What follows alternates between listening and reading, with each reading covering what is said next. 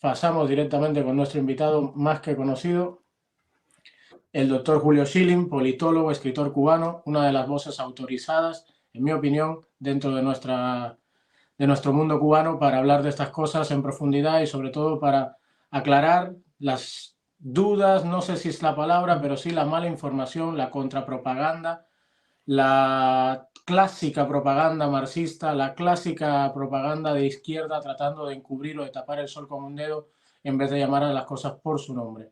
Doctor Julio Schilling, bienvenido, muchísimas gracias por estar ahí una vez más. ¿Cómo está? ¿Está en su casa, doctor? Buenas tardes para usted.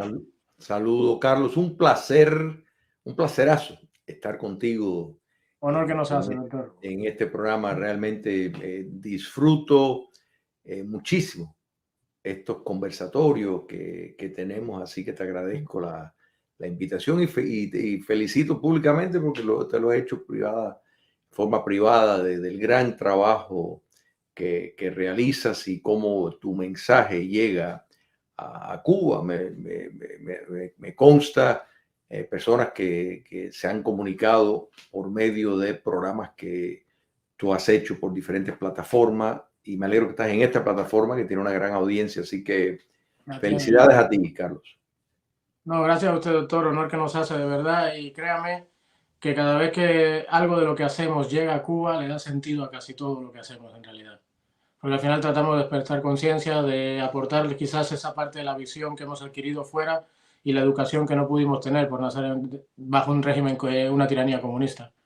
Doctor, antes que nada le quiero decir que, antes que nada, ya hipoteco esto para otro canal, para otro programa, porque todavía tengo pendiente y muchas ganas de hacer el programa sobre las dictaduras y sus paradigmas, uno de sus libros, yo creo que, si me lo permite, uno de sus mejores libros. De hecho, hoy estaba viendo un video de una entrevista de usted hace 10 años y es increíble, no es una cuestión de guataquería, ¿no? De elogiarnos, pero es increíble la visión cuando se estudia la política con seriedad y cuando se entiende de lo que se habla. Usted estaba haciendo un análisis de hace 10 años sobre la dictadura de Putin. Y mira hoy dónde hemos terminado, y mira hoy la situación. Porque en ese paradigma de las dictaduras, usted suele tocar mucho el ejemplo de cómo la Unión Soviética sale de una dictadura totalitaria, con corte ideológico, y pudiendo haber llegado a una democracia, vuelve a caer de nuevo en otra dictadura. En este caso, quizás el corte ideológico está más difuminado, pero sigue siendo una dictadura, ¿sabe? Con diferentes tintes, con diferentes formas de venderse, pero es lo que es. Hoy, doctor, el tema que nos ocupa, yo me adelanté un poco porque, como le he dicho en privado, la lengua no me la aguantaba. Yo considero que hay una influencia del marxismo en pleno auge de la Unión Soviética, y usted incluso ayer usted publicó un artículo muy interesante, muy profundo. Recomiendo a todas las personas que nos ven, por favor, La Patria de Martí, plataforma digital, búsquenlo, La Patria de Martí, pueden encontrar mucho para leer y sobre todo mucho para pensar y aprender. Les invito a que busquen por ahí el artículo del doctor Schilling respecto a la situación concreta actual de Palestina e Israel.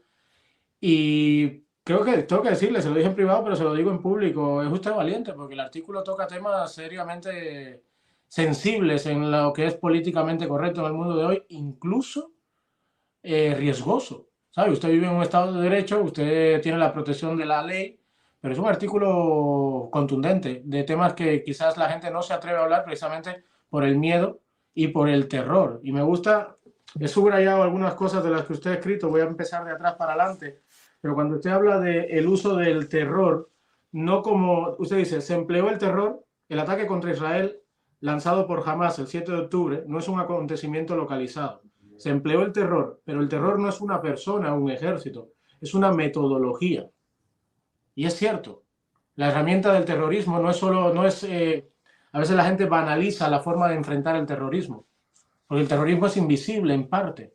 Es una metodología que puede afectar y puede golpear desde cualquier aspecto social, desde cualquier aspecto cultural, que no siempre necesita una gran financiación, pero que una vez que se introduce como método, es terrible, pues eso, es terror dentro de una sociedad y dentro de un ser humano que trata de vivir en libertad, con sus problemas cotidianos, llevar una vida decente, pensar en su familia, en su trabajo. Y cuando ese germen del terror se introduce en una sociedad, es profundamente dañino y cuesta décadas.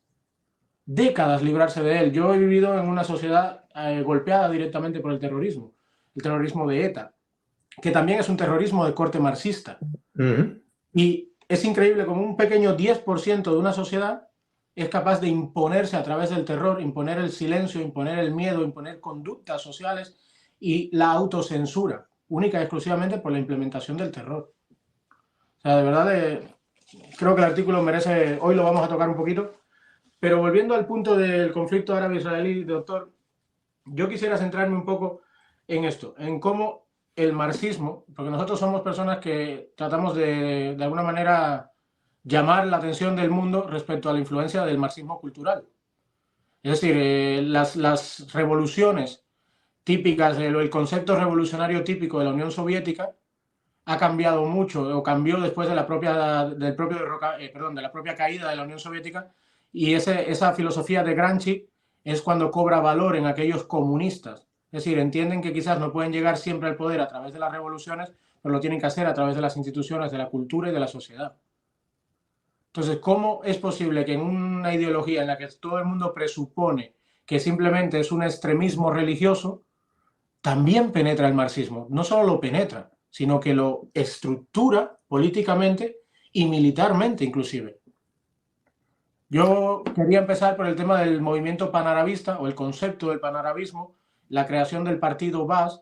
Yo creo que es algo que no le hemos prestado atención, que lo hemos sesgado al punto religioso, y sin embargo el partido Baas fue el partido o la ideología que le sirvió a la dictadura de Saddam Hussein, que es como usted dice, cuando las dictaduras son únicamente autoritarias o cuando tienen una ideología.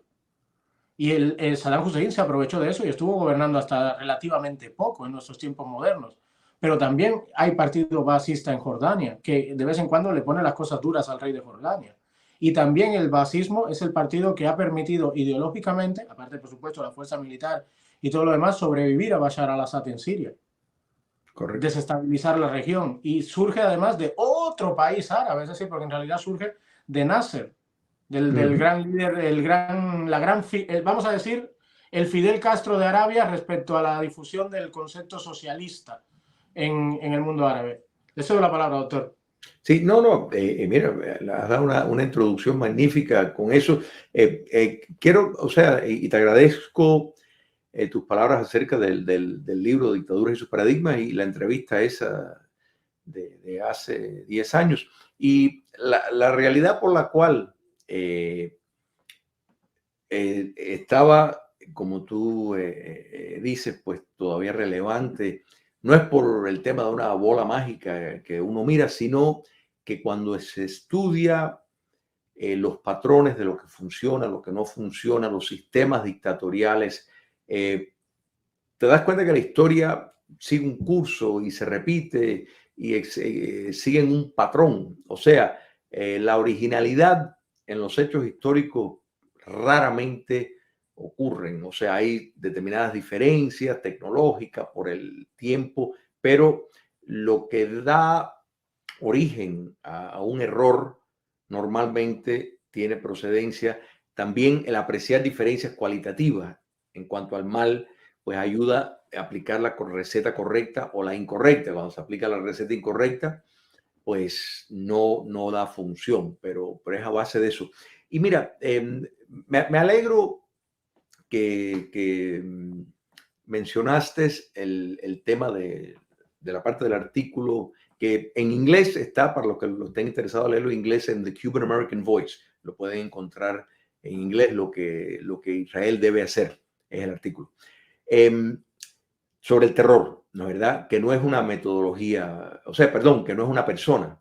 Y mira, a mí me chocó mucho cuando el ataque islámico a las Torres Gemelas y a Washington, de que los Estados Unidos encabezó ese proceso de reacción, de defender su soberanía y lo declaró la guerra contra el terror. Entonces a mí eso me chocó porque yo digo, bueno, ¿por qué la guerra contra el terror? Porque el terror, o sea, se ha utilizado desde toda la vida. O sea, cuando los romanos crucificaban a alguien era para promover terror. O sea, pues esto no es nada nuevo, porque se está hablando de terror. Y era para no ofender a los musulmanes, o sea, para no, que esto es una corriente muy posmodernista, no quieren ofender a las personas.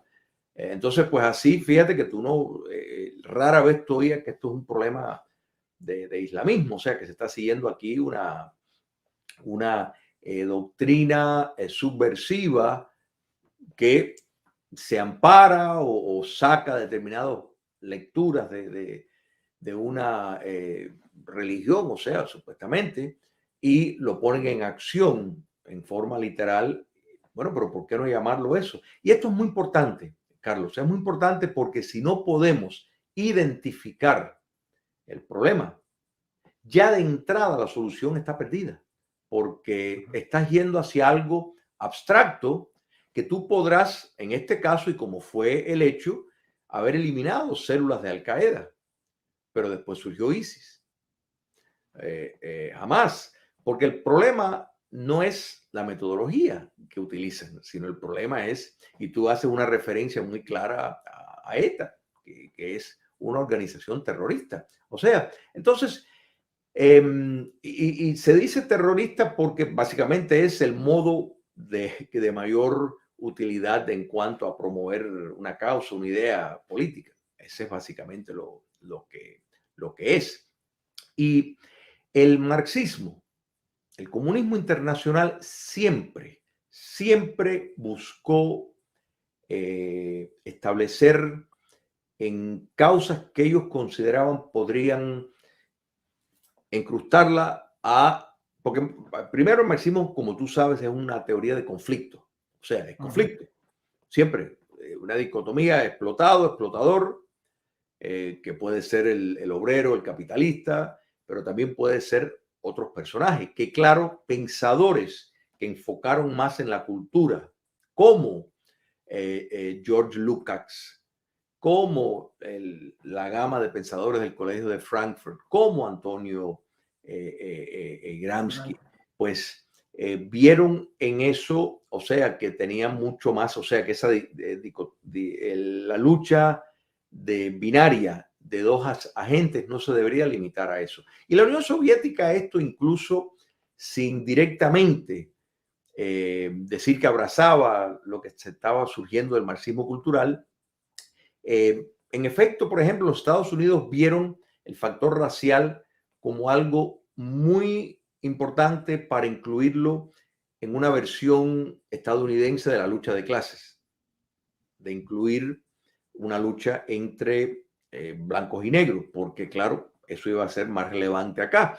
Tal vez eso no sería relevante en otros países, pero acá sí, y eso lo usaron. De hecho, los negros estadounidenses fueron penetrados por la KGB, por agentes al servicio del comunismo internacional, y hicieron, o sea, un trabajo muy dedicado. El testimonio abunda de estadounidenses de la raza negra que fueron acercados, tratados de reclutar para ese tipo de actividad. O sea que hubo una inversión muy, muy grande en eso.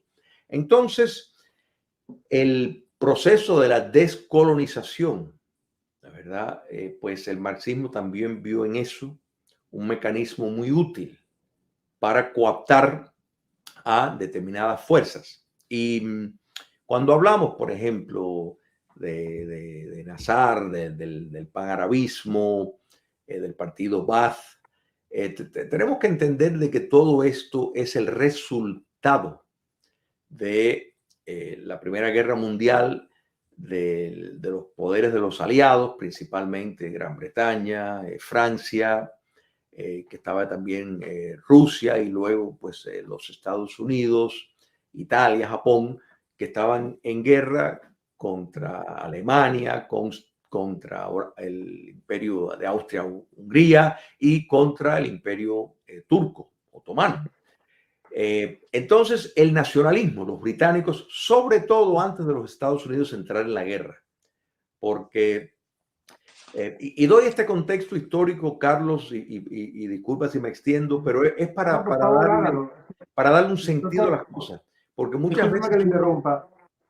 hay mucha tanta mala historia por ahí que yo claro, prefiero claro. que usted lo empiece así y lo aclare, Yo, ¿sabe? yo Porque al lo- final esto es opcional, nadie está obligado a verlo, pero quien quiera aprender es bueno empezar por el principio. Yo, Yo adelante, por favor, te siéntase cómodo. agradezco y le agradezco la paciencia a tu gran audiencia, porque es realmente ahí, o sea, históricamente el mundo árabe eran árabes, punto. O sea, no había esa distinción que si tú eres sirio, tú eres libanés, no, no, eran todos árabes. Los egipcios se consideraban árabes. Los que hoy llaman palestinos eran árabes. O sea, cuando el Imperio Romano, Palestina era una zona geográfica, no era ni provincia ni absolutamente nada que le da una característica exclusiva. Era simplemente una zona geográfica que pertenecía a otra estructura. El Imperio Turco, que por siglos controló en gran medida el mundo musulmán, no hacía distinciones, eran árabes. O sea, un egipcio era un árabe, un sirio era un árabe, un libanés era un árabe, el llamado de nuevo hoy palestino era un árabe. O sea que esto siguió, había una continuidad a través de todos los años. Pero Inglaterra y Francia, sobre todo, estaban preocupados que iban a perder la guerra contra Alemania. De hecho, no le estaba yendo muy bien. No.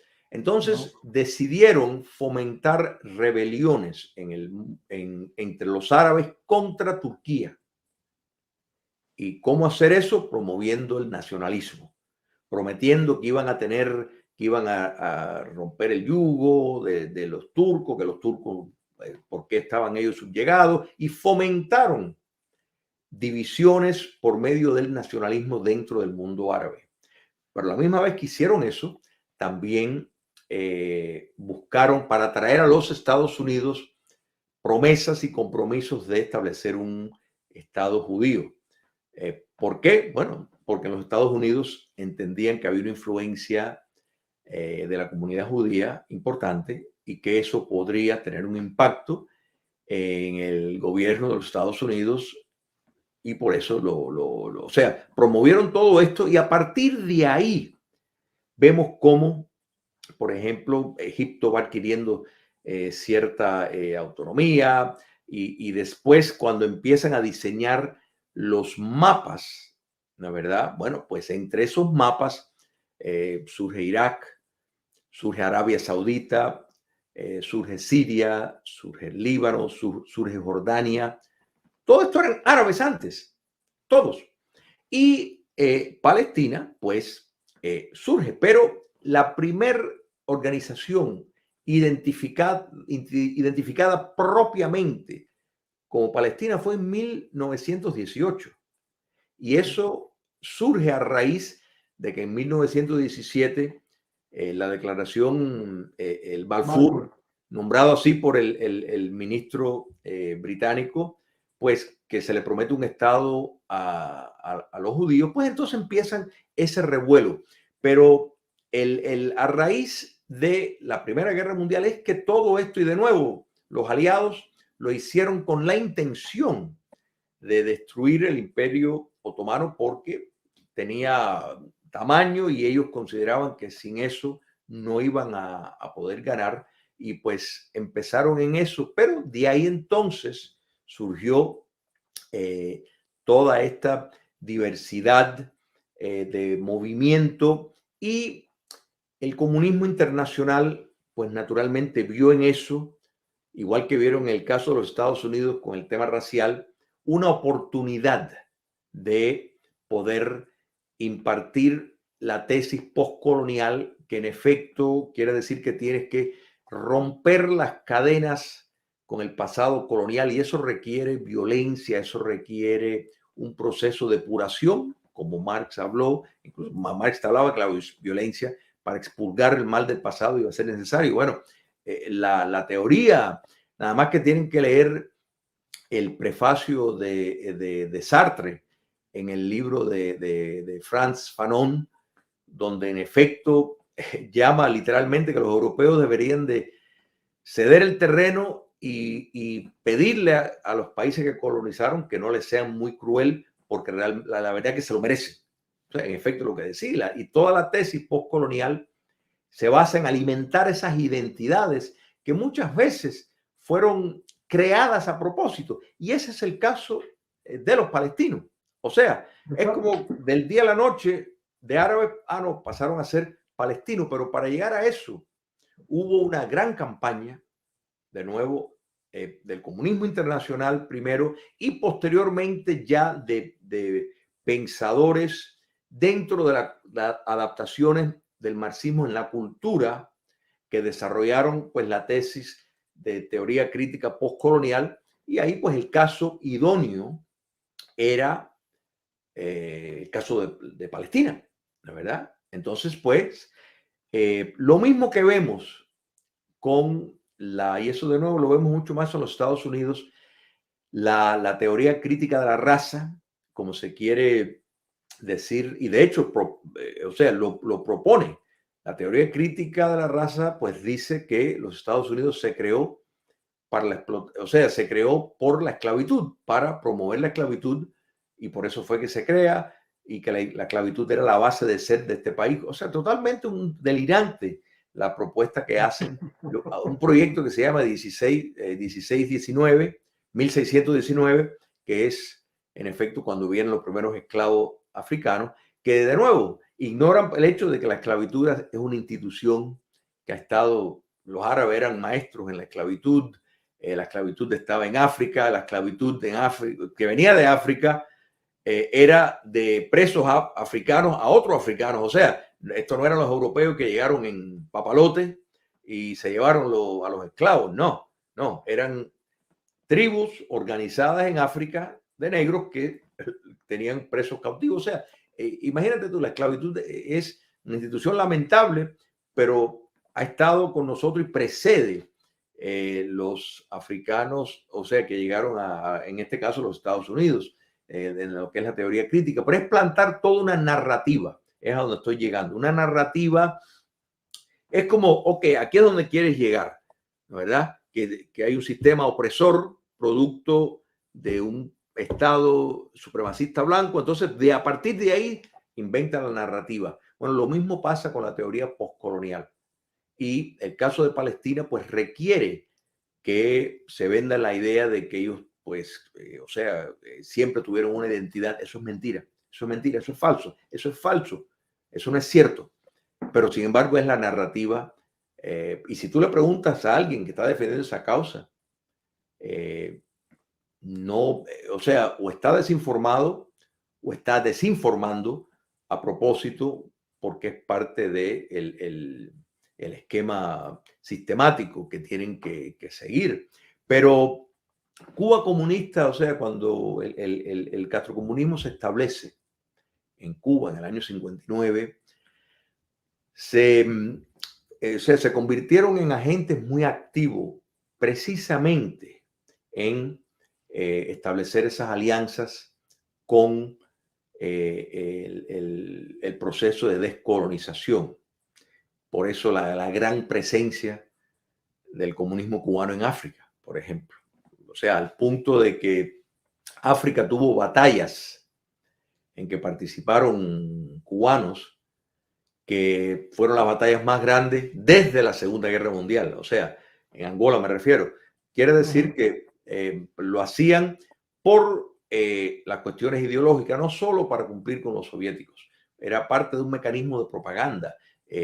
Trabajaron, por ejemplo, con grupos terroristas marxistas en los Estados Unidos, las Panteras Negras, para nombrar solamente uno de ellos, en los Estados Unidos, por el mismo principio que seguían con la descolonización. Y la Organización para la Liberación de Palestina, pues tenía una relación muy estrecha con la dictadura castrista. Fue entrenada en Cuba durante la década de los 60. En la década entre el 57 al 67 en Israel hubo más de 100 actos terroristas que no tuvieron mucha trascendencia, pero no dejaron de existir, y fueron entrenados en Cuba, gran parte de ellos. O sea, esa atracción, porque si bien es cierto, y aquí hay que hacer una una distinción de que las ideas socialistas estuvieron ligados a muchos de los movimientos nacionalistas de muchos países, o sea, caían en eso y muchos de ellos después se dieron, cuenta. Y mira, por ejemplo, he estado por un libro que estoy escribiendo sobre el marxismo cultural, releyendo a Edward Bernstein, donde hace una crítica con estadística a la tesis de empobrecimiento, que Marx decía que iban a ir a una revolución, y lo está falsificando, le está diciendo, aquí está la evidencia, esto es falso. O sea, no hay más latifundio, todo lo contrario. O sea, lo está dando con caños por todas partes, y él, pues claro, lo odiaron, lo llamaron revisionista, porque se distanció al ver que era una falsedad. Pero muchos de los socialistas árabes se fueron desligando de ese concepto al ver que no funcionaba, al ver que fíjate que India, ¿verdad? Para que tú veas que no es un régimen dictatorial, pero sin embargo adoptó muchas medidas de planificación centralizada al adquirir su independencia que resultaron desastrosas, y después lo cambiaron.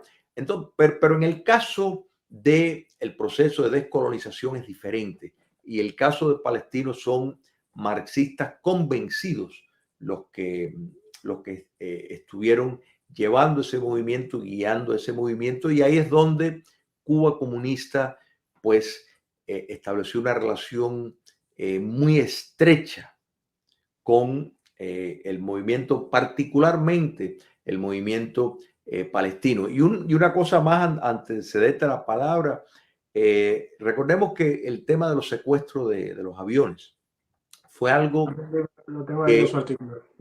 Correcto, que Cuba, o sea, hizo utilidad de eso, y tomando en cuenta la relación que tenían con movimientos marxistas en los Estados Unidos, y que muchos de los aviones fueron secuestrados por elementos marxistas norteamericanos.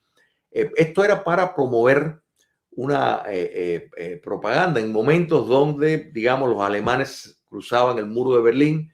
Él decía que, mira, aquí los explotados, los oprimidos están viniendo al paraíso que es Cuba, y te tienen que llevar un avión para hacerlo. O sea, esa era la propaganda. O sea, que la guerra siempre se lleva en muchos frentes, incluyendo el psicológico. Entonces, esto era la discursiva que estaban dando, y necesitaban esa imagen para proyectar de estas personas secuestrando un avión para llegar a Cuba, y ellos decían, ahora llegas a la libertad. A pesar de que, curiosamente, por ejemplo, un negro, Tony Bryant, que secuestró un avión, a los años lo metieron preso en Cuba porque empezó a quejarse y decir que veía racismo en Cuba y veía más represión en Cuba de lo que veía en los Estados Unidos, y a la dictadura castrista no le interesó eso, lo metieron preso. Tony Bryant escribió un libro, Hijack, muy bueno.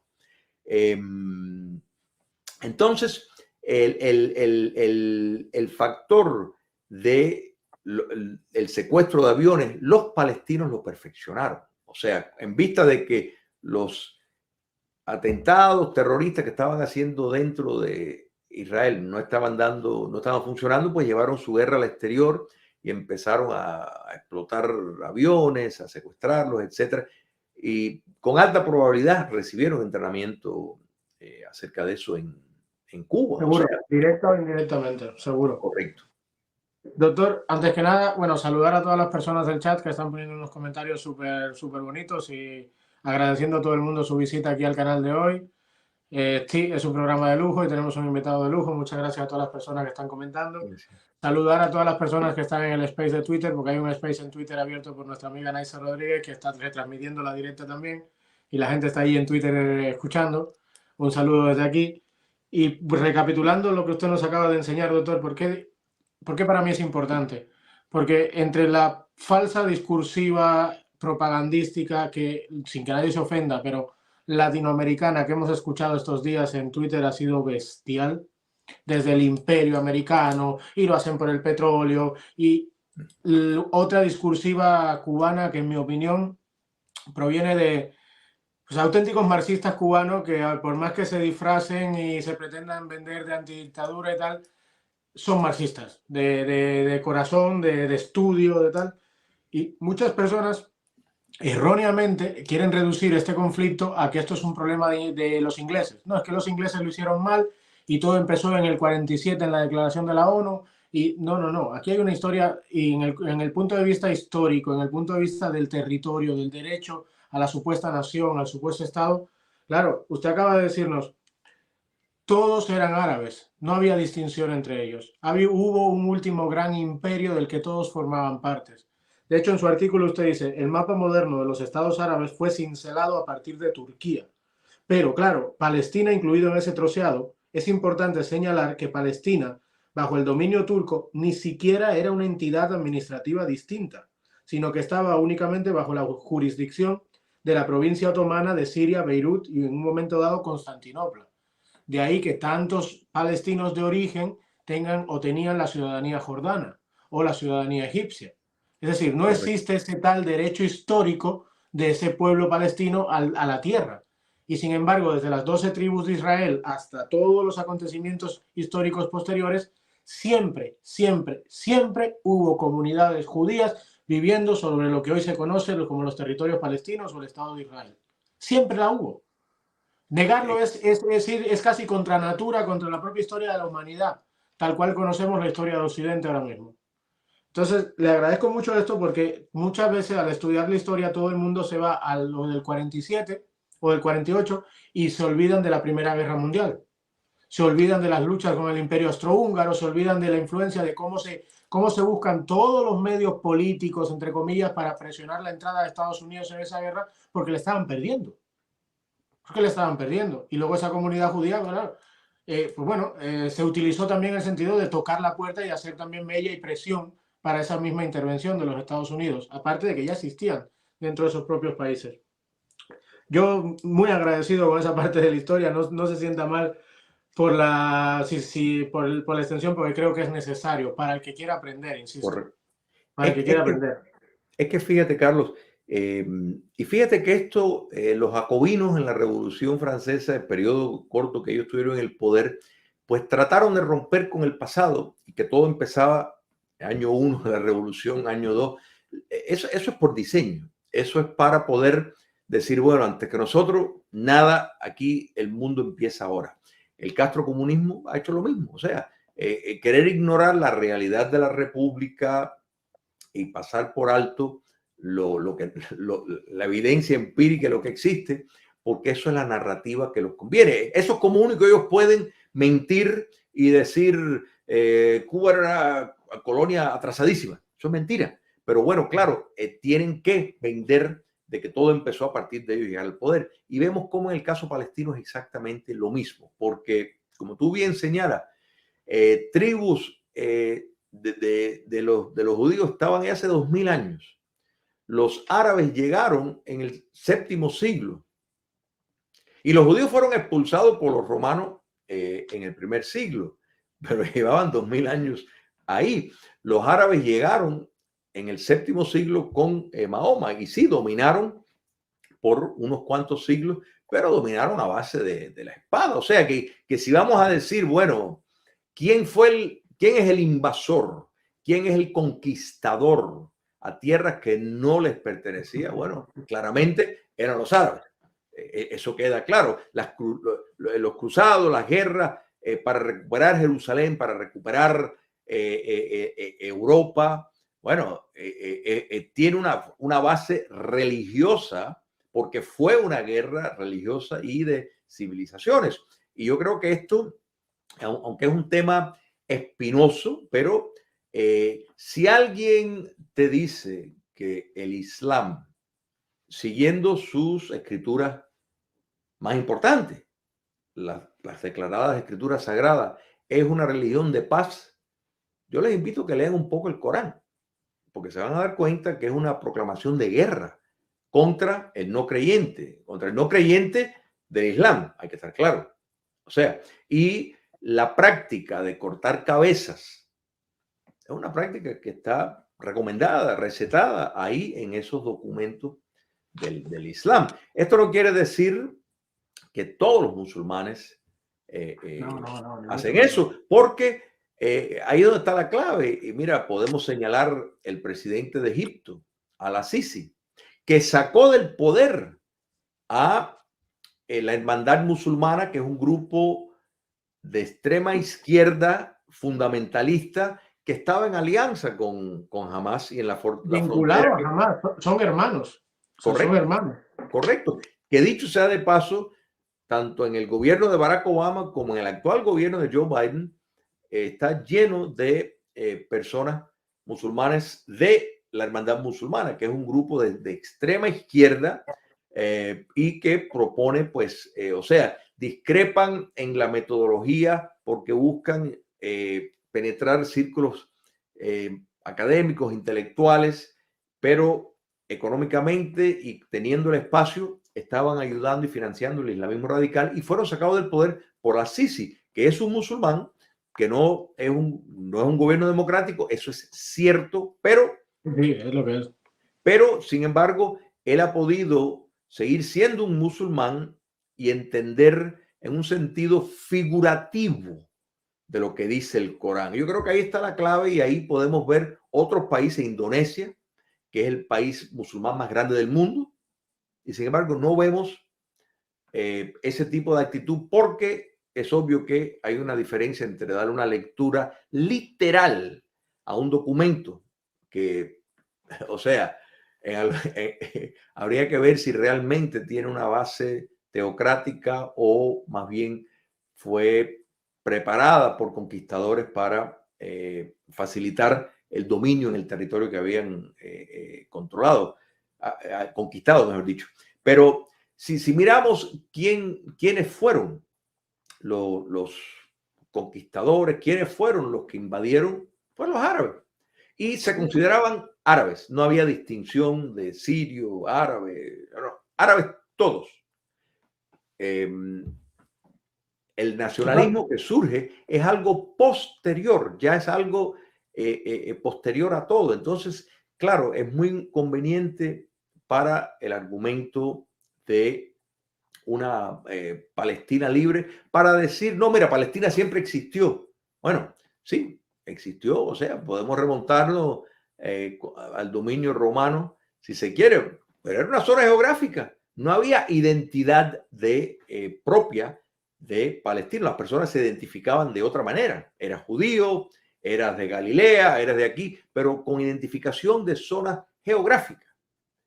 Incluso en ningún momento, ni para los romanos, ni como tú bien señalas, para los turcos, ni siquiera Palestina tenía su propia identidad. Era una provincia, era parte, estaba el dominio de Siria, el dominio del Líbano, de Beirut, y después ellos directamente tomaron control para administrarlo de manera mejor. Punto. O sea, entonces, ahí es donde está el problema. Y si se quiere discutir, si se quiere proponer que se le dé, igual que se le dio a Qatar, igual que se le dio a Arabia Saudita, igual que se le dio al Líbano, igual que se le dio, porque otra cosa, si Jordania, por ejemplo, eso era parte de Jordania, incluso por los acuerdos europeos, en ningún momento se habló de que árabes iban a tener un pedazo de Palestina, en ningún momento.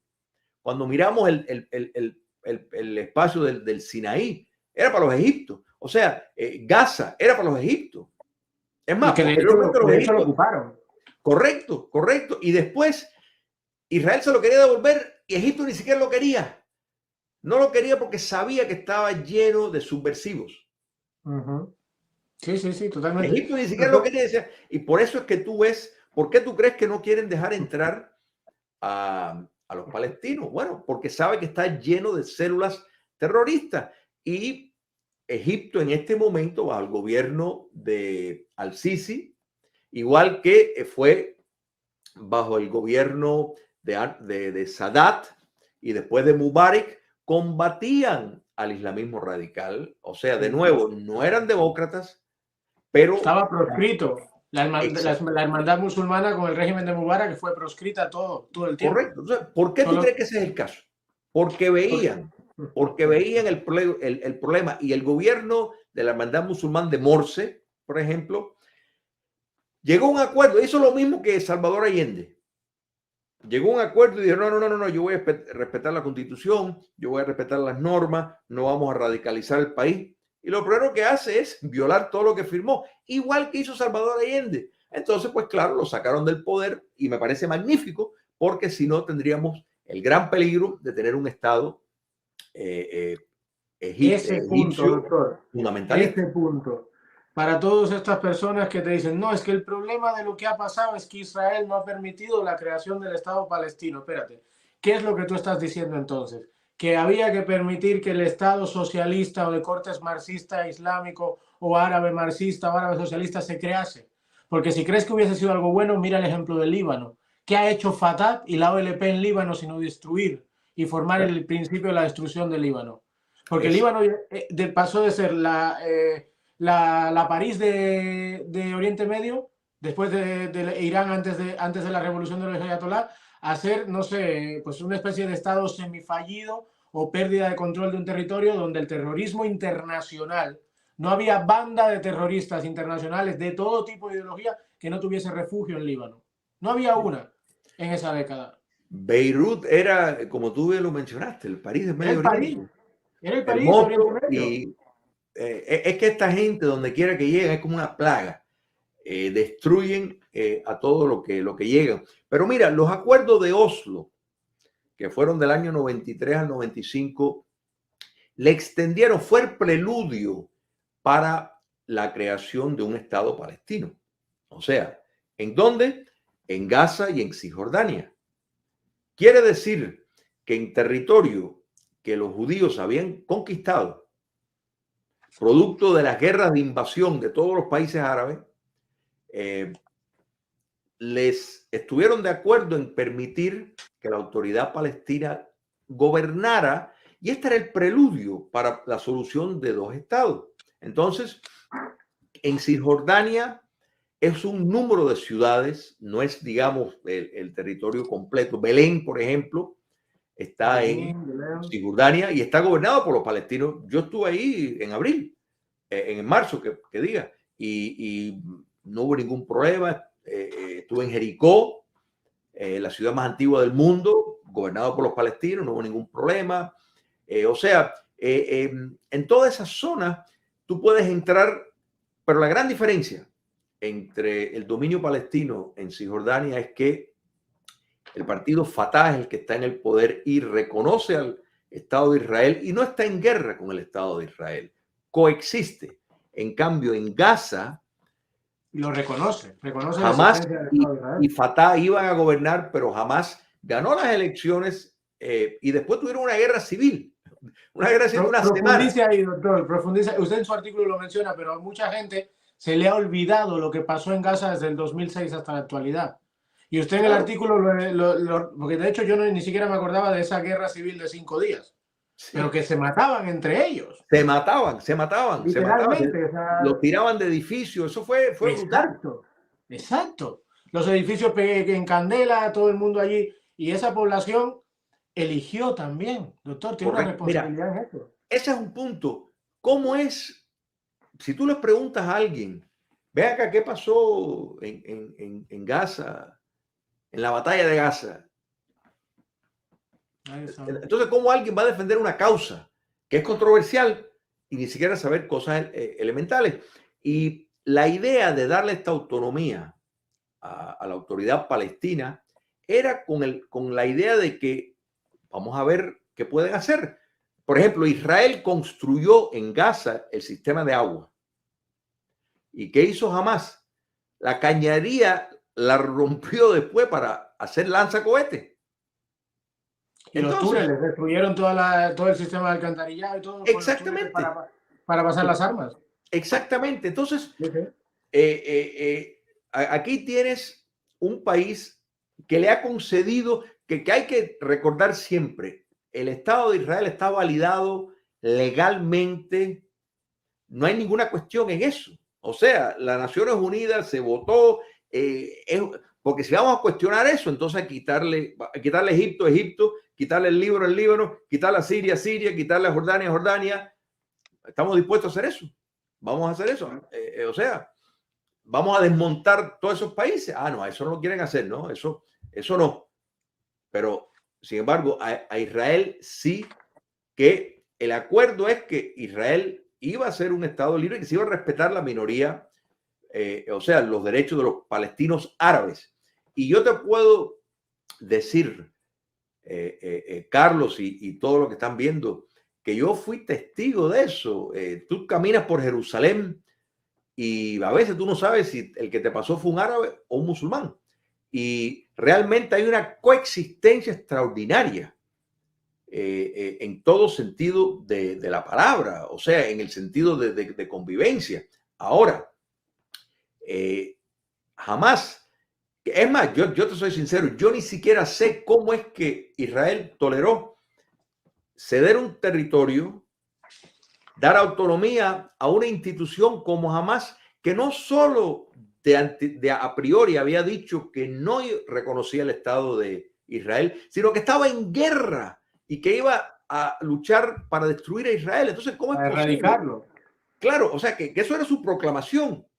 Entonces, la pelea con Fatah es que Fatah, que dicho sea de paso, recordemos, Fatah surge de la Organización de Liberación Palestina, de Arafat, pero cuando Arafat acepta los acuerdos de paz, pues ya Fatah se moderó, o sea, fue mucho más al centro, convirtiéndose en un partido medio socialdemócrata, pero definitivamente al centro, con elecciones que en Cisjordania las gana.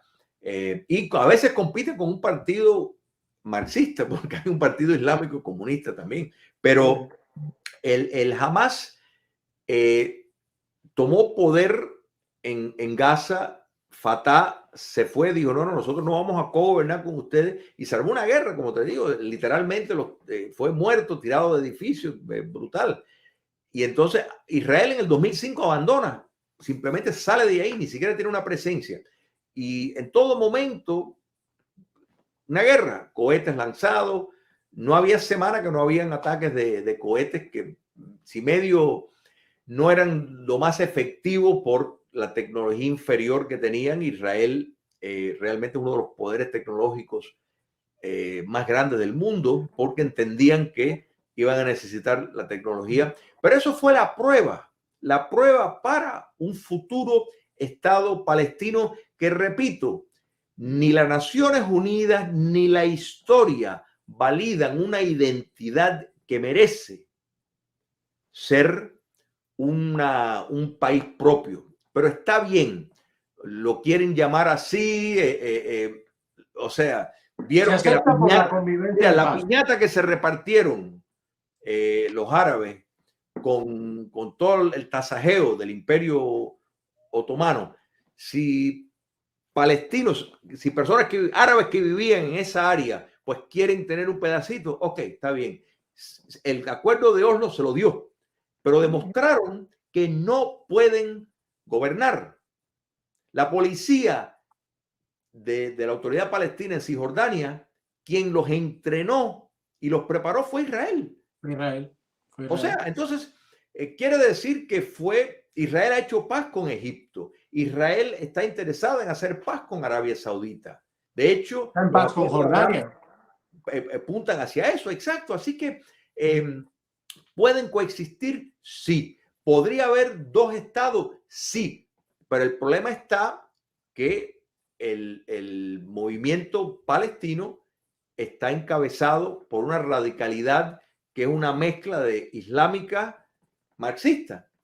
Y eso pues es la receta para el desastre. Y mientras eso sea el caso, pues Israel no puede aceptar tener un enemigo tan consumado, tan dedicado a su destrucción en su frontera.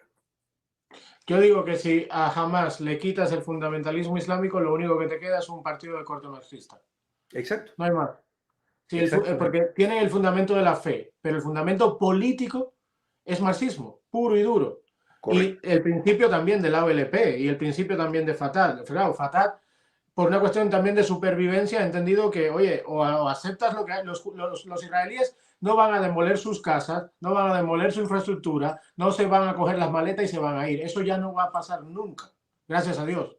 Entonces, Fatah, por una cuestión también de pragmatismo, dice, bueno, está bien, me toca esto, pero es que realmente les ha venido bien, Realmente les ha demostrado que viviendo en paz con Israel pueden aspirar a mejorar su vida, pueden aspirar a vivir en paz, pueden, a ver, usan el shekel, porque Correcto, eso le da una, es que eso le da una estabilidad monetaria. Es que de lo correcto. contrario tendrían que cambiar la moneda. ¿Y qué moneda tú vas a cambiar en un semiestado, en un estado que no tiene No, infraestructura, ni banco, ni nada por el estilo?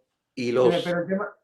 Sí, adelante, doctor. y mira, los israelíes árabes, que los hay, eh, quieren trabajar en empresas israelíes. O sea, ven, hablando de sistema, ven el gran beneficio Claro. de un país que tiene una economía pujante, que realmente respeta la propiedad privada y funciona de una manera muy genial en mercados internacionales. O sea, eh, eh, yo creo que todos estos, si tú ves realmente cómo tantos árabes israelíes están, o sea, comparativamente mucho mejor que árabes en Egipto, en Arabia Saudita, en Jordania, en el Líbano, en Siria, de modo de que Doctor, eso desmonta porque he escuchado muchísimo esta semana el discurso del apartheid israelí. No hay ningún apartheid. Es decir, en la parte de Cisjordania, una vez superado y no es perfecto y no llevan sin celebrar las elecciones hace casi 15 años y tienen, sí, tienen 20.000 problemas, 20.000 facciones entre ellas, entre ellos, pero no se discrimina en Cisjordania a un árabe por ser árabe. Todo lo contrario, van a Israel y en Israel hay árabes. O sea, se discrimina, entre comillas, se cerca o se protege, se defiende del que pretende eliminarte de la faz de la tierra. Es que hay una diferencia muy grande. Tú no puedes claro. comparar esto con el apartheid surafricano, no tiene nada que ver. No hay Y, un y, punto es, racial. y es que mira, Carlos, el gran problema, volviendo ahora al terrorismo, es que con poco pueden hacer mucho. En Mucho otras daño. palabras, 3 bombas en 3 partes de la ciudad pueden paralizar toda una ciudad. Fueron 3 bombas porque el terror es lo que hace que el día siguiente, pues tal vez nadie va a querer pasar por ahí. O sea, que este tipo de actividad ocurre. Y las razones por las cuales la fluidez, la movilidad física para muchos árabes en Israel es más complicado, que eso es sin duda, bueno, Es eso es una realidad. producto a el terrorismo, eso es producto Claro. a precisamente eso, porque los muros los pusieron como una, es más, una israelí brasileña que conocía ya, pues relató el cuento de que le estaban cayendo al gobierno israelí de que hiciera algo porque todos los días sonaban bombas en Israel. Entonces él dice, pero ¿cómo voy a parar esto? Porque imagínate, aquí tú no sabes quién es quién. Entonces él dijo, ¿qué quieren? ¿Que hagan un muro? Y la gente le dijeron, pues sí, queremos que hagas un muro.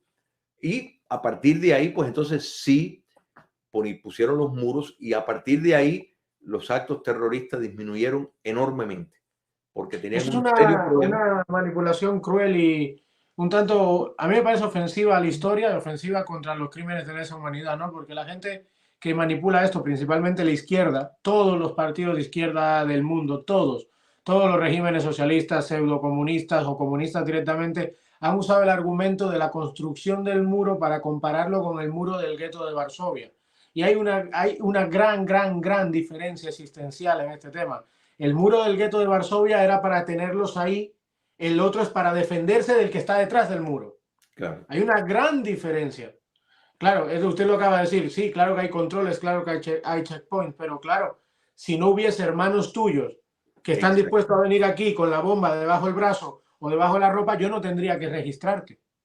Y eso es, exactamente. que hay, esa demagogia es dañina, es venenosa incluso, en mi opinión, pero bueno, ¿qué podemos esperar de la No, no, izquierda? pero es así. Y mira, Carlos, no, nadie puede pretender permanecer una sociedad libre y abierta si no hay orden. O sea, tiene que haber una estructura de orden. Tú no puedes vivir con el terror de que si vas al supermercado te va a explotar una bomba o si vas a echar gasolina te van a dar un tiro. O sea, y ese tipo de actividad antes del muro sí estaba a la orden del día. O sea, no era suficiente para derrocar el Estado de Israel, pero sí lo suficiente para perturbar la paz social.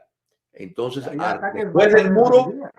fíjate que después del muro, entonces que empiezan el tema de lanzar los cohetes. ¿Por qué? Porque ya no es fácil llegar al otro lado. Claro. Y es tristísimo, particularmente en los enclaves en Cisjordania, las ciudades, ¿no es verdad? Es muy, es muy lamentable. Es duro, es una realidad difícil, es cierto. Pero en gran medida esto no es impuesto desde el exterior, y muchas veces las políticas de la propia autoridad palestina no son la más inteligente. Hay gran corrupción, no promueven el comercio, y perfectamente lo pudieran hacer, pero viven o sea, todavía con cierto apego a modelos económicos fracasados, socialistas o cuasi socialistas, que no funcionan. Hay muchos controles. O sea, para un comerciante ir y poner un negocio en la zona controlada por los palestinos, por ejemplo, las reglas del juego, no por el tema de Israel, sino por el tema del propio autoridad palestina, hay muchos rigores. O sea, entonces es como, todo es complicado. No, incluso te dicen no lo hagas porque te juegas la vida. Sí, sí, no, Sí, efectivamente. Entonces, imagínate, aparte de la inseguridad, tienes el tema judicial, o sea, la seguridad de propiedad, los derechos de propiedad, y tiene una serie de trabas burocráticas que frustra al empresario. ¿Te das cuenta? Y la verdad que, tomando en cuenta, por ejemplo, casos como Dubái y otros países árabes, que el dinero casi rueda por las calles para los ciudadanos de su país, bueno, ¿por qué ellos no van a invertir en esas áreas controladas por los palestinos? Bueno, no van porque no les de lucro, o sea, porque en gran medida por las trabas que están poniendo las autoridades locales. En Gaza ni hablar. O sea, en Gaza es como es como llegar ahí a un mini enclave marxista. Entonces, ni los propios hermanos árabes están interesados en invertir en Gaza, y que no me venga la culpa que es por Israel. No, o sea, ¿por qué los llevan egipcios ahí. no invierten? ¿Por qué los egipcios no invierten en Gaza? Exacto. Y por no solo Porque, eso, ¿por qué no quiere que vayan? ¿Por qué no quieren que entren en su territorio? O sea, ahí te das cuenta que esto, o sea, ¿qué ven ellos que no ve la izquierda europea o la izquierda norteamericana? Porque, o sea, habría que preguntarle, ven acá, Arabia Saudita, que lo que sobra es tierra. ¿Por qué no? Y sin embargo, tú ves que no están. Bueno, porque también ven algo que la izquierda europea y norteamericana no está viendo. Entonces, lo que ven es una radicalidad que ellos no lo quieren en su frontera. Ellos no quieren estas ideas marxista-leninistas, no quieren esta promoción de revolución, no lo quieren. Entonces, eso es la realidad. Los peores enemigos de un Estado de Palestina son el liderazgo palestino, que está en manos de la izquierda radical y del islamismo. Punto. Esa es, como que dice en inglés, in a nutshell, es así. Y si le quitas el islamismo, lo que queda detrás es una ideología de corte marxista. Exactamente. Nada más, no tiene más. Doctor, para ir cerrando, porque siempre tenemos un tema de tiempo, voy a leer la última parte de su artículo que me gustó. Bueno, no la última, sino la antepenúltima, porque hay una persona que también he escuchado mucho esta semana, que es o sea, no he escuchado a él, sino a gente defendiendo o camuflando lo que está pasando, amparándose en Edward Said. Y a mí, Edward Said, no sé cómo decirte, pues no me parece tampoco que sea la gran mente. Es lo que es otro marxista, en mi opinión. O sea, y usted dice, en la escuela tóxica de Frankfurt, los pensadores como Frank Fanon, Edward Said sentaron las bases intelectuales sobre las que las adaptaciones culturales del marxismo emplearían la causa palestina como ejemplo de los agravios postcoloniales. Lo típico, el imperio malo, toda la culpa es del imperio, es de la colonia, me robaron, España se llevó el oro de Latinoamérica, ¿sabes? No agradeces ni la religión, ni el idioma, ni la cultura, ni las universidades, no, es que se robaron el oro. Y esta síntesis es un mal, doctor, que nos sigue, bueno, que creo que nosotros no, yo me justifico como cubano, digo, nosotros tenemos la excusa que nacimos bajo una tiranía, la gente de mi generación, pero es triste ver a tantos ciudadanos latinoamericanos que de alguna manera u otra gozan de mayor libertad que nosotros, que todavía tienen algún tipo de prensa libre, que pueden ir a una biblioteca, pueden comprar el libro que quieran por internet, y es increíble cómo esta ideología tan arcaica, tan dañina, ¿sabe? Y que sigue siendo un velo mental en la mente de prácticamente un continente entero, que es lo que permite que lleguen los Evo Morales al poder, que lleguen los Hugo Chávez, que lleguen los Lula da Silva y que lleguen la Cristina Fernández de Kirchner. Porque todavía hay esa mentalidad por, entre comillas, intelectuales de ese tipo. Y lo que quiero matizar es que estos intelectuales están tanto dentro del mundo islámico como dentro del mundo latino, como dentro del mundo occidental, entre comillas, ¿no? Es lo mismo el latino y el occidental, pero que están ahí, que es que el marxismo cultural existe. Y Correcto. penetra todo tipo de ramificación.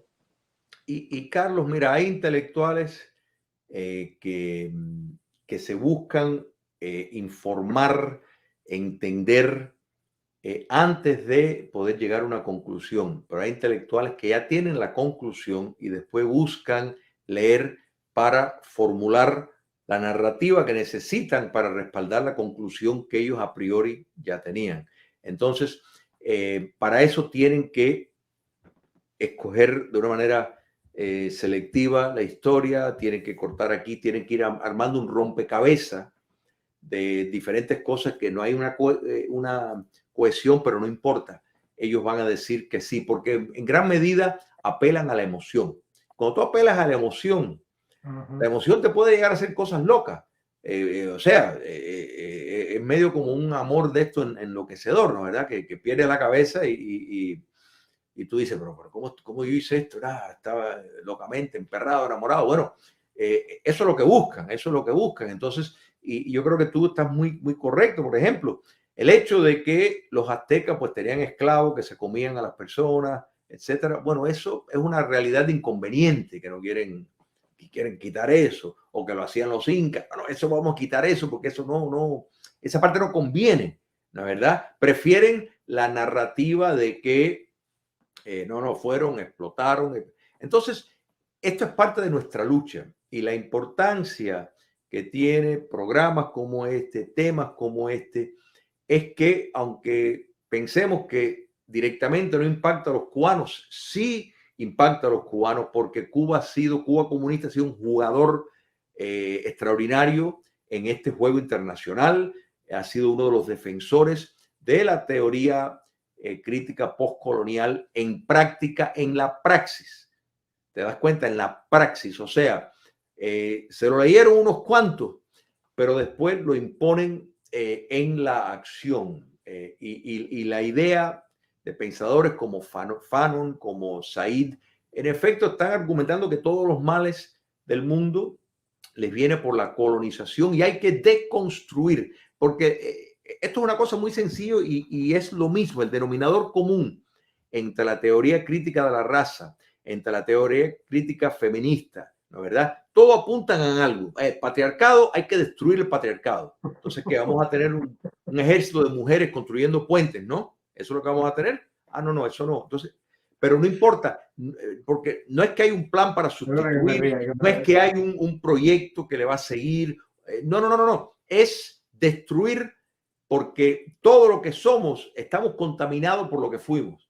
Entonces hay que destruir todo para empezar de nuevo. Fíjate que esto hasta en temas de literatura, obras clásicas, Shakespeare, por ejemplo, dice, no, Shakespeare es un racista, nada de lo que escribió sirve porque... Entonces esto ataca hasta la ciencia. Por eso es que vemos universidades que leyes matemáticas inviolables te van a decir que, bueno, eso es relativo. Como que puede existir otra ley de matemática en alguna parte, pero nosotros no podemos. O sea, tú dices, pero esto es serio o esto es una masturbación mental lo que están teniendo. Y en efecto, eso es lo que es, Carlos. Pero es parte de la lucha que tenemos que llevar, porque si todos estos proyectos postmodernistas nos llevaran a un mejor mundo, tú dices, bueno, ¿qué se pierde? Pero no, nos llevan a una sociedad cerrada, controlada y esclavista. Y eso no lo podemos permitir. Pues entonces hay que confrontar con Censura, esto. odio, envidia.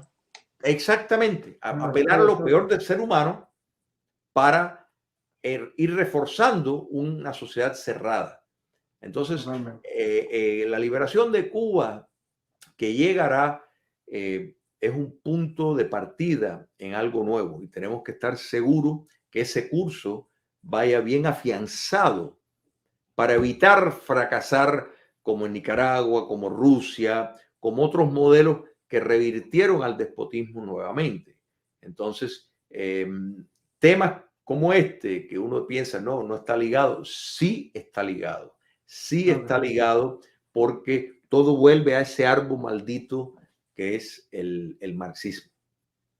Una gran patriota, Marisol Peñas, que está de hecho varada en México con su familia, tratando de que le aprueben la entrada a Estados Unidos. Una mujer dura, patriota de esos que están probados a todas.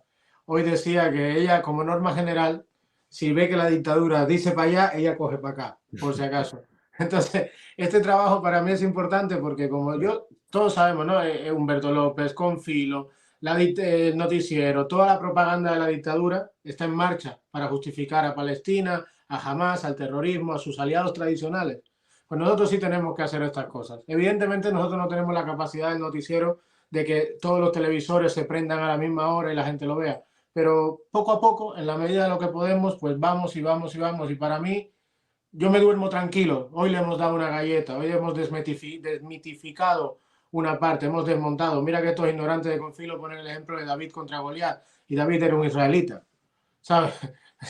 Pero ellos porque ese es lo que yo me río a veces de la falta de cultura del propio marxismo. Hay muy pocos marxistas cultos, muy pocos, algunos hay, porque claro, se entrenan para precisamente contrarrestar el argumento, pero es que el marxismo es para mí, es que es la totalidad de la incultura del ser humano. Es como que le digan al que salió de la cueva de Platón, no, vete adentro, métete dentro y cree que solo son sombras, ¿sabes? No veas el sol, no veas la luz, no veas el mundo que hay afuera. Tú quédate adentro en la cueva, que ya entro yo y te lo cuento. Entonces, doctor, un placer, pero no, de verdad que se lo agradezco muchísimo. La gente del chat ha estado encantado por todos los comentarios que he visto. La gente está disfrutando mucho esto. Las personas de Twitter, a nuestros compatriotas en Cuba, por favor, a los que están por aquí, den un like, que es gratis. Ahora mismo, den ahí, pulsen el pulgar y compartan, pero sobre todo, si creen que lo que han escuchado aquí es interesante o sirve de algo, compártanselo a alguien en Cuba. Tu mamá, tu familia, esa persona de tu confianza con la que un poco tú gusaneas, con la que tú lo estás atrayendo al lado bueno, la que estás abriendo los ojos, compártelo dentro de Cuba. Es lo único, ¿sabes? Que da, al menos en mi caso, por lo que hago esto. Te lo pido por favor, eso es lo importante, poco a poco, pues seremos muchos al final de esta historia, muchos cubanos libres, con conciencia y libertad individual. Doctor, usted quería anunciar un tema de un simposio que tiene el jueves que viene. Para tu audiencia, invitarlos que el próximo jueves 19 de octubre vamos a celebrar en Miami, en los Estados Unidos, un simposio, el neoesclavismo castrista, el caso de Curazao, que fue un caso legal que se ganó contra el régimen castrista, que tuvo que pagar una buena suma de dinero por explotación laboral, que ese caso estableció el precedente contra la mano de obra esclava del régimen castrista. Y ese caso, a raíz de ese caso, muchas empresas desistieron de hacer negocio con la dictadura cubana por el tema de el temor de ser demandado por explotación laboral por el tipo de contrato que el régimen castrista da, que en efecto está saqueando la mayor parte de lo que le pagan. Entonces, este caso tuvo una resonancia extraordinaria y se va a celebrar el jueves que viene a las 5:30 de la tarde, hora de Miami. Pero las personas lo vamos a televisar en vivo y en directo. Lo pueden ver, se va a ver por diferentes plataformas, pero tal vez la más fácil es ir a la página Patria de Martí, patriademarti.com. Ahí se va a televisar en vivo y en directo, y de hecho, si se suscriben, que la suscripción es completamente gratis, posteriormente le hacemos llegar el enlace del video para que lo puedan ver y compartir, igual que todas nuestras conferencias, todos los artículos, todo lo que producimos, lo pueden disfrutar gratuitamente. Con la suscripción les llega directo cada vez que sacamos algo nuevo en patriademarti.com. Los invito a que se suscriba a tu gran audiencia, Carlos. Por supuesto que sí, les invito a todos a que pasen por allí, la Patria de Martí. Por favor, mándenme la información por privado, porque yo también, quizá el jueves de esta semana es flojita el trabajo, es tranquila, y yo quisiéramos, seguramente nos conectamos en Twitter y lo retransmitimos también, estamos en un space, lo comentamos. Yo invito a todo el mundo, de verdad, yo sé que todo el mundo compra cualquier cosita por Amazon, también es bueno de vez en cuando comprarte un libro. También a través de la Patria de Martí, de la plataforma, puedes encontrar los libros del Dr. Schilling. Les recomiendo de corazón, compren, busquen la manera de leer el libro Paradigmas de las dictaduras, porque unas se caen y otras no. Es muy interesante. Hay muchas cosas que, entre comillas, ya sabemos, pero cuando estudias los casos concretos, porque no todas son iguales, y tienes que llegar a entender por qué y la diferencia. Ha habido un gran debate esta semana, no, pero hace unos meses, con el tema de tiranía, dictadura. Bueno, si quieres profundizar en todo eso, el libro del doctor Schilling, Dictaduras, Paradigma de las dictaduras, por qué unas se caen, otras no, se lo recomiendo, porque el día que haga esa directa me gustaría, por favor, que lo lean. Y si no lo van a comprar, pues busquen en YouTube las entrevistas, los programas que el doctor Schilling ha participado tocando este tema, y así es mucho más agradable cuando hagamos un programa, ¿sabes? Estar un poquito metido en la temática de lo que se está tratando y conocer un poco el hilo de por dónde va la idea. Solo es un consejo, mis queridos amigos, mis queridos compatriotas. A la gente de Cuba, si tiene de verdad interés, pues buscamos la manera de hacérselo llegar también. Eso cuenten con ello. Pero es muy interesante. Hay cosas que merecen la pena leer. Esta es una de ellas. Yo de corazón se los recomiendo. Doctor, bueno, perdón, una cosita para la gente de Estocolmo. El viernes que viene, día 20, a las 11:30 en Mintoriet, en la sede del Liederhuset, donde está el Parlamento sueco. Tenemos manifestación ahí. Vamos a hacer algo interesante, algo que tenemos que hacer, más dirigido a los otros, a los sinvergüenzas, que a los parlamentarios y a los partidos que en este momento se están posicionando y están de alguna u otra manera ayudando a la libertad de Cuba. Tienen todos nuestros respetos, y no es con ellos, pero sí contra los otros, contra el equivalente a Podemos en Suecia, Vänsterpartiet, contra los socialdemócratas suecos, que son los que más dinero han gastado en los últimos 8 años en subvenciones públicas de nuestros impuestos a la dictadura. Por favor, la gente de Estocolmo, compártelo, y si puedes, desde ahora pide permiso en el trabajo. Es verdad que es un día laboral, es verdad que es una hora complicada, pero es la hora que ellos están allí, y de eso se trata, de cogerlos allí, de cogerlos en el Parlamento y ponerles el foco, el bafle y el dedo en ese momento, para que no puedan ignorarnos, para que no puedan salir o hacerse los suecos, entre comillas, y seguir esquivando o apoyando las organizaciones que apoyan a la dictadura, y no mirar a la decencia, la verdad y a los cubanos que están luchando en contra de la dictadura. Jueves, 5 de la tarde, hora de la Florida, por la plataforma Patria de Martí, el simposio que acaba de explicar el doctor Schilling. Yo creo, sinceramente, no es guataquería, doctor, pero todas estas cosas, los casos concretos, las victorias concretas que se tienen contra el régimen por el tema del trabajo esclavo, las misiones médicas, esto es importante denunciarlo. Esto es importante darlo a conocer, y también es importante que llegue a Cuba. Que llegue a Cuba, ¿sabe? Porque hay gente que todavía en Cuba no ha visto esta parte de la historia, entre comillas. Sí, no, esa es la idea, que se retransmite por diferentes plataformas, incluso diferentes medios lo transmiten, para que se sepa. Los panelistas son personas que estuvieron involucrados en el caso: Joel Brito, Fernando Godo, Pedro Corso, este servidor será el moderador, y la idea es precisamente destacar este caso, que tiene una relevancia aún todavía por el tema de uno de los mecanismos de entrada de dinero del castrismo, y este caso le cerró muchas puertas, para impedir que sigan explotando al obrero cubano. Desde luego. Doctor, muchísimas gracias, de verdad. Es un placer y un honor tenerlo por aquí y creo que aprendimos. Y si aprendimos, entonces tiene valor. De verdad, muchísimas gracias. Un placer siempre, Carlos, quedo a tu disposición. Una cosa más que le digo, que tenía ganas de decírselo hace tiempo, doctor, no es guataquería, pero creo que las cosas hay que reconocerlas y darle el valor que tienen. Me gustó mucho, sé que causó alguna polémica, sé que a alguien no le gustó, y es alguien que yo respeto también, pero usted, la humildad con la que usted predica sirve de ejemplo en estos casos, porque en un cuestionamiento que le hicieron, usted dijo que no rechaza este tipo de plataformas jóvenes, este tipo de, ¿sabes?, nuevas plataformas digitales, nuevos lenguajes, pero de alguna manera usted ha conectado con juventud o con gente que de otra manera no lo hubiese conocido. Exactamente, exactamente. Te Por lo eso, agradezco muchísimo, de no, verdad, de no, todo corazón. te lo agradezco yo a ti, Carlos, y reitero mi felicitación por el gran trabajo que haces a favor de Cuba y Somos siempre, muchos, ¿eh? siempre cuenta conmigo para todos tus proyectos. Muchísimas gracias, pero de verdad le felicito por su humildad, doctor. Muchas gracias. Muchísimas gracias. Bueno, nos vemos entonces. Un ¿Cómo no? placer.